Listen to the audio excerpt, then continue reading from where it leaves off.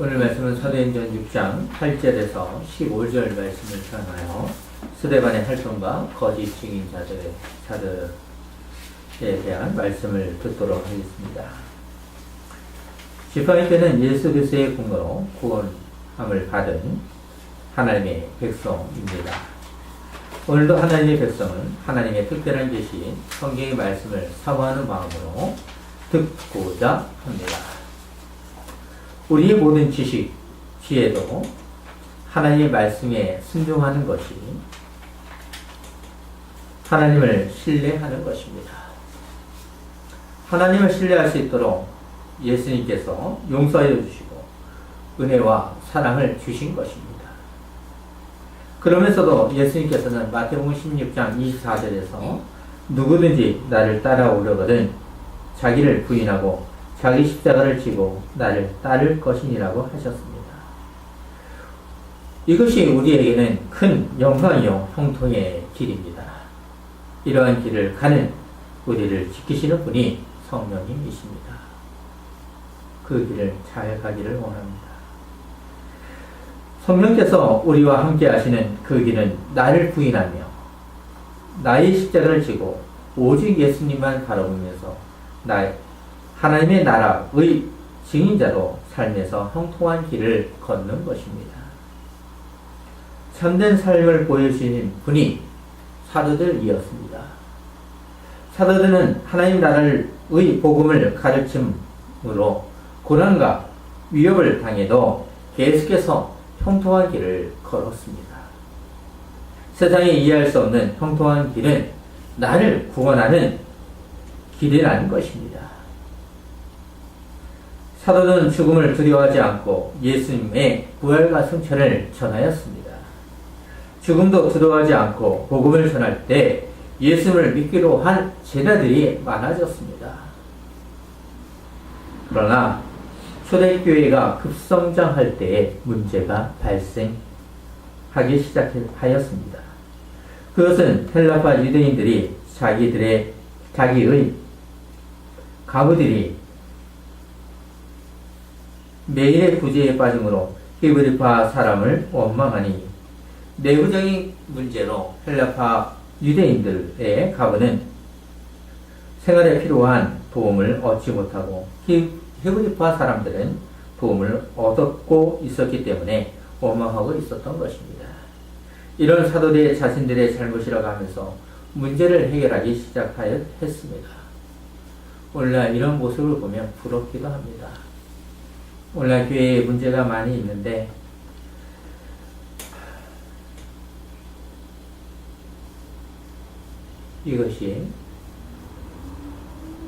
이 문제를 해결하기 위해서는 자신을 내려놓아야 될 것입니다. 사도들은 자신만의 힘과 능력으로 해결하고자 하지 않고 12사도가 모든 제자를 불러 이르되 우리가 하나님의 말씀을 지켜놓고 접대를 입사하는 것이 마땅하지 아니하니 하면서 제자들을 모두 참여시킵니다. 형제들아 너희 가운데에서 성령과 지혜가 충만하여 칭찬받는 사람 7을 택하라. 우리가 이 일을 그들에게 맡기고 우리는 오로지 기도하는 일과 말씀사에게 힘쓰니라고 말합니다. 그러면 가르치는 봉사의 일은 높고 구제하는 일은 차원이 다 낮다는 것입니까? 차원이 낮습니까? 사도들만 높은 칭송을 받아야 되는 것입니까? 아닙니다. 봉사의 증인자로서 서로 같은 봉사입니다. 서로의 봉사 일을 잘할 수 있도록 사도들은 성령과 지혜가 충만하여 칭찬받는 사람 7을 택하라고 한 것입니다. 지파교회도 각자에게 필요한 은사를 주심으로 함께 지어져가는 성전이 되도록 하셨습니다. 우리만 성전으로 지어가는 것이 아니라 예배당은 달라도 하나의 교회로 성장하도록 하셨습니다. 교회 안에서 기능과 역할은 달라도 같은 신앙 고백을 하는 성도요 교회입니다. 서로가 섬길 때 교회는 성장할 수 있는 것입니다. 사도들만 잘 가르친다고 되는 것은 아닙니다. 교회 안에서 성경의 손길이 있을 때 주님이 기뻐하시는 교회가 되는 것입니다. 초대교회는 사도들의 권면으로 믿음과 성령이 충만한 사람 7명을 선출을 합니다. 그 이름은 스데반과 또 빌립과 브로보르와 니가노르와 디몬과 바베나와 니골라였습니다. 초대교회는 세상적인 표준이 아니라 신앙의 표준인 믿음과 성령이 충만한 사람들을 선택한 것이었습니다. 그럴 때 히브리인과 헬라인이 서로 연합하여 하나의 교회로 성장할 수 있는 것입니다. 초대교회는 선출된 일꾼들을 사도들 앞에 세우니 사도들이 기도하고 그들에게 안수하니라. 사도들과 서로 보완하면서 거룩한 공교회가 되도록 안수를 한 것입니다. 안수를 한다는 것은 사도들과 신자들이 한 것 같지만 결정은 하나님의 섭리 안에 이루어진 것입니다. 일꾼들은 사도들과 같은 성경의 봉사로 교회가 바르게 성장할 수 있도록 막중한 책임이 있는 것입니다. 사도들과 일꾼들은 서로 협력할 때 하나님의 말씀이 점점 왕성하여 예루살렘에 있는 제자의 수가 더 힘이 많아지고 허다한 세상의 부리도 이 도에 복종하니라.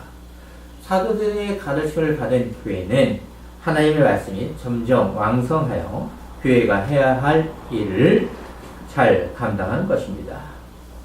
오늘은 7집 일꾼 중에서 이 부분을 설명할게요. 우리말에는 일꾼으로 변형했는데 이것이 같이 단어로 쓰여지는 것이 뭐냐면 성경에서 집사라는 단어와 같은 언어입니다. 그러니까 외국의 어떤 번역서에서는 7집사, 그러니까 오늘날 안수 집사를 얘기하는 거죠. 이렇게 번역하기도 합니다. 자, 스데반의 활동과 거짓 증인자들의 오늘은 스데반의 활동과 거짓 증인자들의 강수를 통해 하나님께서 은혜를 베풀어 주실 줄 믿습니다. 저번주에 말씀드린 것처럼 일꾼 중에서 맨 처음으로 등장하도록 하는 것은 앞으로 스데반의 사역에 관할 기록을 염두에 둔 것이라고 했습니다. 그런 것처럼 오늘부터 7장까지 스데반의 기록은 복음 사역에 지각변동이 일어나도록 하는 큰 힘이 되었습니다. 참으로 스데반에 그 힘은 파워가 있었다는 것이죠. 그의 승리야말로 온누리의 복음을 퍼지게 하는 놀라운 일이 일어나기 시작했습니다. 오직 복음이 예루살렘에 갇혀놓아 복음이 예루살렘에 있다고 생각했던 사람들에게 순교야말로 스데반의 순교는 온누리의 사람들이 흩어짐으로 예수 그리스도를 복음을 전하게 했습니다. 오늘은 죄송합니다. 오늘 본문 8절을 보시면 스데반의 은혜와 권능이 충만하여 큰 기사와 표적을 민간에 행하니 라고 기록을 하고 있습니다. 참으로 이해하기 어려운 것은 스데반은 사도로부터 안수를 받은 구제 등의 봉사를 감당하는 일꾼이었습니다. 그러면 일꾼에 대해서, 구제에 대해서 무엇을 했는지 잘 기록하면 얼마나 좋았겠습니까? 그런데 사도행전의 저자인 누가는 7집사가 했던 일들을 모두 기록하지 않고 7장까지는 스데반을 기록합니다. 저자의 의도는 구제 등의 사역보다 복음 지역 사역에 중점을 두고 기록한 것으로 보입니다. 오늘날 교회가 말씀 사역의 중심이 되어야 되지 다른 것을 통해요. 교회가 성장하고자 하는 것은 위험성을 가지고 있습니다. 말씀을 제대로 가르치지 않고 다른 것을 통해서 보여주는 식으로 성장한다는 것은 결과적으로 한국교회를 봤을 때 무너지는 결과를 맞이하고 있습니다. 교회사를 봐도 어떠합니까? 한국의 교회가 맨 처음 들어왔을 때 말씀 사역에 열심을 냈을 때의 백정이 자신의 잘못을 고백을 하게 되고 양반과 성놈이 나눠서 예배했던 곳에 또한 여인과 남자들이 나눠져서 예배를 했던 그 예배당이 어떻게 했습니까? 그것을 허물고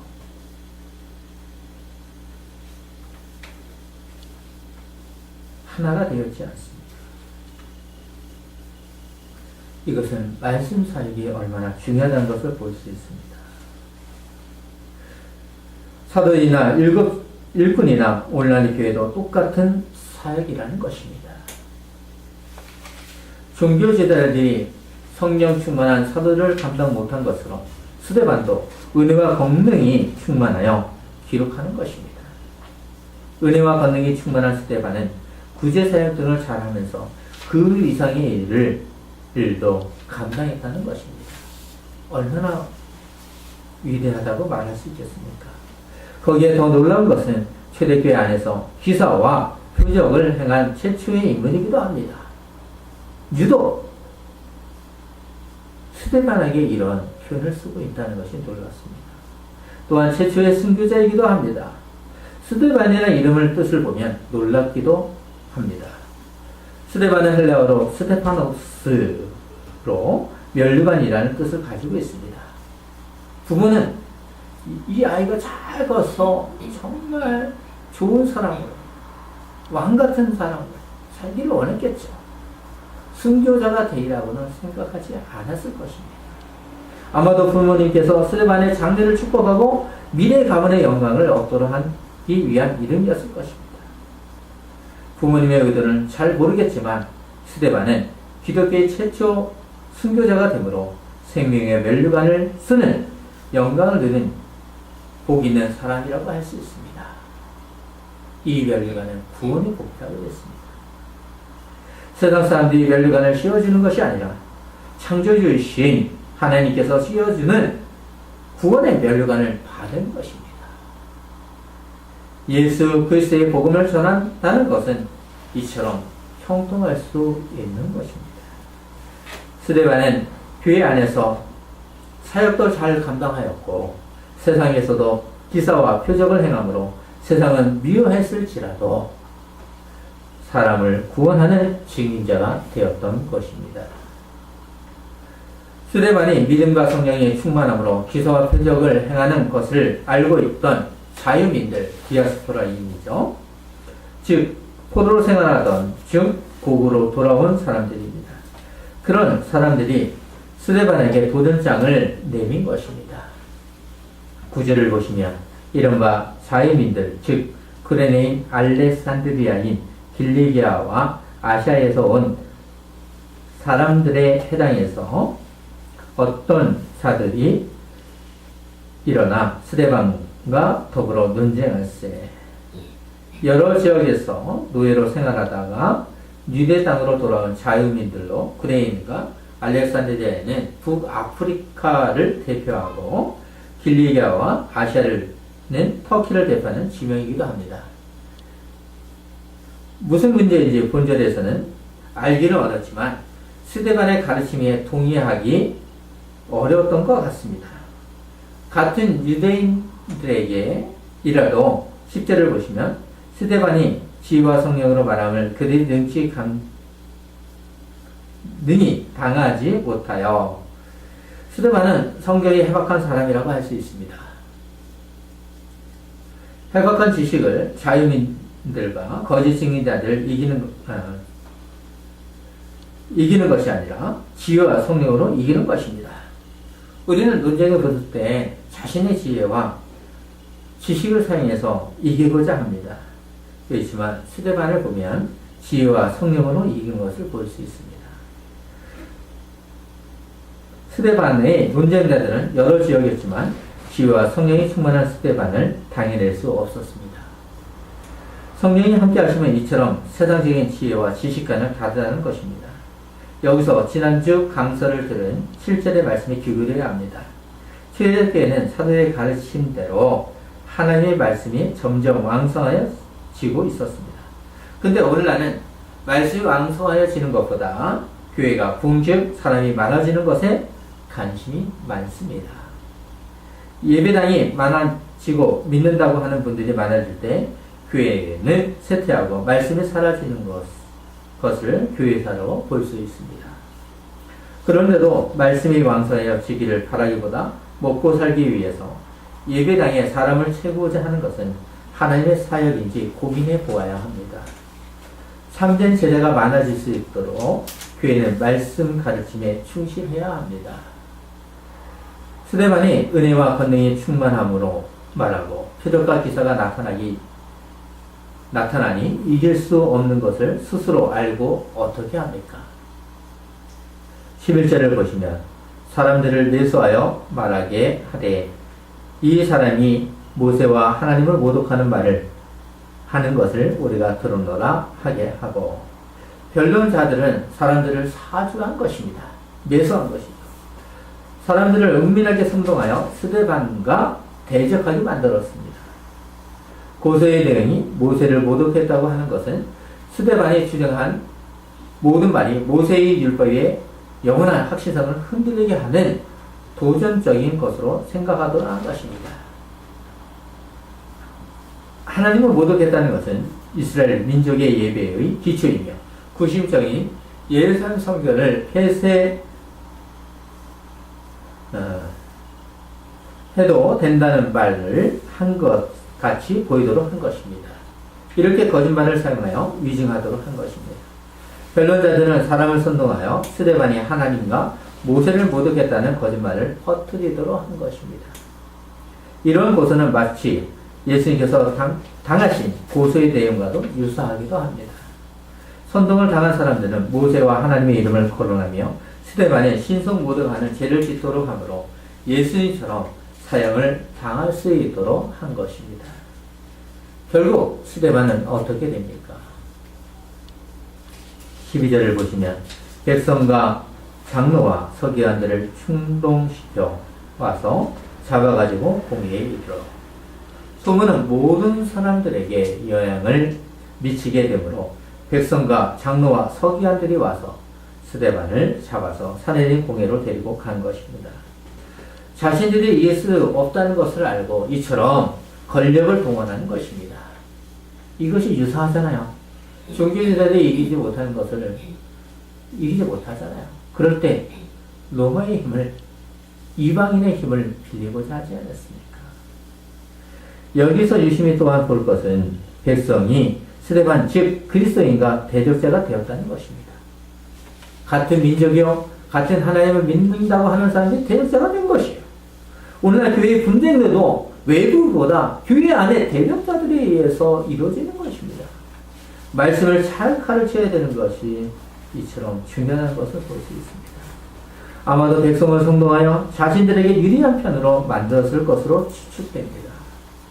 예루살렘에 입성하는 예수님을 호산나라고 하였지만 십자가에 못 박으라고 소리치던 사람들은 누구였습니까? 하나님의 말씀을 잘 모르면 이처럼 흔들리는 갈대와 같은 마음이 될 수 있습니다.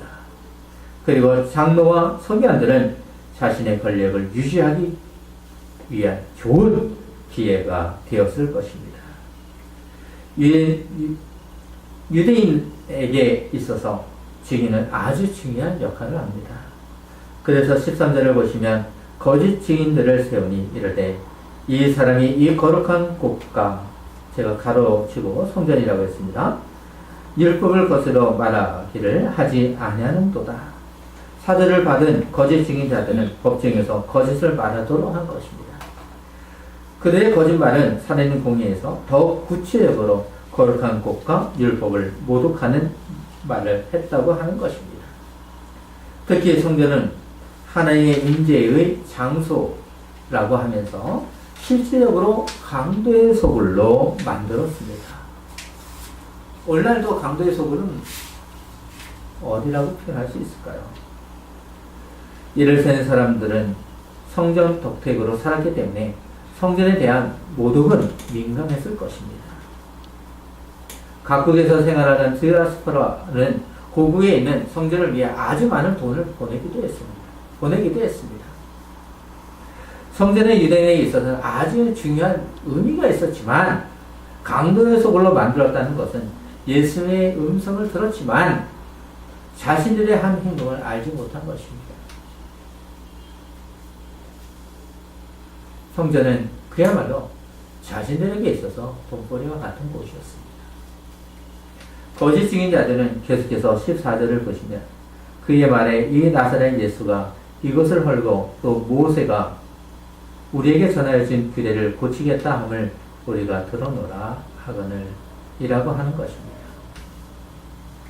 거짓 증인자들은 아마도 스데반이 예수님께서 성전을 헐면 사흘 만에 다시 지으시겠다는 말씀을 한 것을 전했을 것입니다.